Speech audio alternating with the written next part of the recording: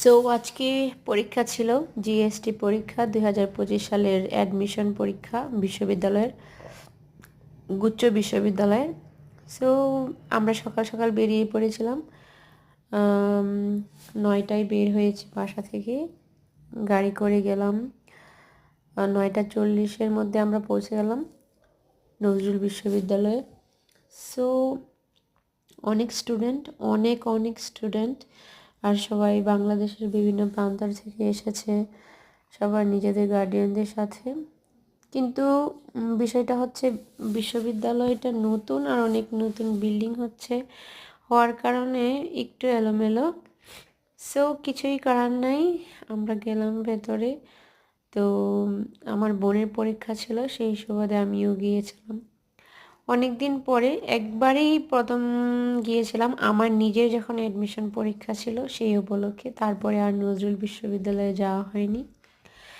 এখানে আমাদের অনেক কাছের মানুষরাই পড়াশোনা করেছে, অনেক মামা পড়েছে। সো কিন্তু যাওয়া হয়ে ওঠেনি। এটা ময়মনসিংহ শহরের বাইরে, একদম গ্রামের একটা জায়গার মধ্যে পড়েছে, তো সেই জন্য তেমন যাওয়া একটা হয় না। যাই হোক, 1 ঘন্টা পরীক্ষা ছিল, 11টা থেকে 12টা পর্যন্ত। কথা ছিল যে 9টার মধ্যেই চলে যেতে হবে। সো 9টার মধ্যেই গেলাম, কিন্তু 10টার মধ্যেই যাওয়ার কথা ছিল, 10টার মধ্যেই গেলাম। কিন্তু কথা হইতেছে যে এত দূরে 1 ঘন্টা আগে কি করে মানুষ পৌঁছায়। অনেকেই বিভিন্ন প্রান্তর থেকে বাংলাদেশে এসেছে, আমার মনে হয় ওরা আগের রাতেই চলে এসেছে, কিংবা সারা রাত জার্নি করে এসে সকালে এখানে দেখলাম যে প্রত্যেকটা রেস্টুরেন্ট, চায়ের দোকানে অনেক ভিড়, সবাই খাচ্ছে, খুবই ক্ষুধার্ত। পরীক্ষার্থীরা পরীক্ষা হলে অলরেডি ঢুকে পড়েছে, অনেকেই দৌড়াদৌড়ি করে ঢুকার চেষ্টা করছে, অনেকের রুলস রেগুলেশন আছে। সো তারপরে আমরা ওখানে বাহিরে অপেক্ষা করলাম, 1 ঘন্টা পরীক্ষা হলো।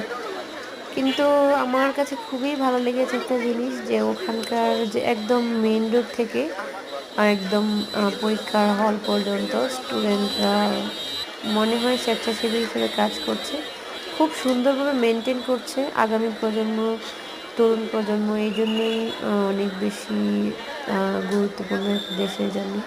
ওরা খুব সুন্দরভাবে মেনটেন করেছে যেন জ্যাম ট্যাম না পড়ে, পরীক্ষার্থীরা স্বাচ্ছন্দ্যেই পরীক্ষা হলে ঢুকতে পেরেছে সময় মতো। মানে আমরা যখন গাড়ি নিয়ে যাচ্ছিলাম তখন বুঝতে পারছিলাম, মনে হচ্ছিল যে আমরা জ্যামে পড়ে যাবো, কিন্তু কিছুই হয় না শেষ পর্যন্ত, আলহামদুলিল্লাহ।